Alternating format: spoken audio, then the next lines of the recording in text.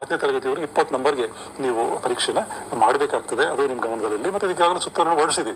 ಮತ್ತೆ ಕೆಲವೊಂದಿಷ್ಟು ಈ ಲೆಸನ್ ಬೇಸ್ಡ್ ಅಸೆಸ್ಮೆಂಟ್ಗೆ ಸಂಬಂಧಪಟ್ಟಂತೆ ಕೆಲವೊಂದಿಷ್ಟು ಬದಲಾವಣೆಯನ್ನು ಸಹ ಮಾಡ್ತಾ ಇದೀವಿ.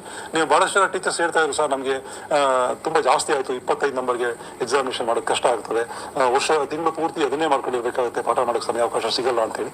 ಸೊ ಅದನ್ನು ಗಮನಿಸಿ ಸರ್ಕಾರ ಏನು ಮಾಡಿದೆ, ಈಗ 1ರಿಂದ 5ನೇ ತರಗತಿವರೆಗೂ 10 ನಂಬರು ಪ್ಲಸ್ 5 ನಂಬರ್ ಒಟ್ಟು 15 ಅಂಕಕ್ಕೆ, ಮತ್ತು 6ರಿಂದ 10ನೇ ತರಗತಿವರೆಗೆ 15 ಪ್ಲಸ್ 5 ಮರುಸಿಂಚನ ಒಟ್ಟು 20 ಅಂಕಕ್ಕೆ ಪರೀಕ್ಷೆ ಮಾಡೋದಕ್ಕೆ ನಮಗೆ ಸರ್ಕಾರ ಪರ್ಮಿಷನ್ ಕೊಟ್ಟಿದೆ. ಇದಕ್ಕೆ ಸಂಬಂಧಪಟ್ಟಂತ ಡಿಟೇಲ್ ಆಗಿರ್ತಕ್ಕಂಥ ಸುತ್ತೋಲೆ ಈಗ ನಾವು ಇವತ್ತು ಅಥವಾ ಇವತ್ತು ಸಾಯಂಕಾಲ ಮಂಡೇ ನಾವು ಬಿಡುಗಡೆ ಮಾಡ್ತಾ ಇದೀವಿ. ಇದು ನಿಮ್ಮ ಗಮನದಲ್ಲಿ ಇರಲಿ. ಇದ್ರ ಜೊತೆಗೆ ಕೆಲವರೆಲ್ಲ ಹೇಳ್ತಾ ಇದ್ರು, ಸರ್ ನಮ್ಮ ಲ್ಯಾಂಗ್ವೇಜಸ್ ಅಲ್ಲಿ ತುಂಬಾ ಚಾಪ್ಟರ್ಸ್ ಇದೆ, ಸೋಷಿಯಲ್ ಸೈನ್ಸ್ ಅಲ್ಲಿ ತುಂಬಾ ಚಾಪ್ಟರ್ಸ್ ಇದೆ, ಸೊ ಅಷ್ಟನ್ನು ಮಾಡೋಕ್ಕಾಗೋದಿಲ್ಲ ಅಂತೇಳಿ ಅಲ್ಲೂ ಸಹ ನಾವು ಸರ್ಕಾರ ಕೆಲವೊಂದಿಷ್ಟು ಅಲ್ಲೂ ಲಿಬರಲೈಸ್ ಮಾಡಿದೆ.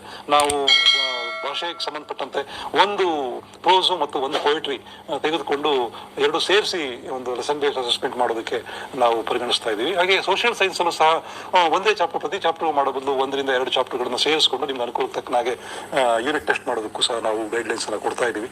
ಸೊ ಇವೆಲ್ಲವನ್ನೂ ಸಹ ಗಮನಿಸ್ಕೊಳ್ಳಿ.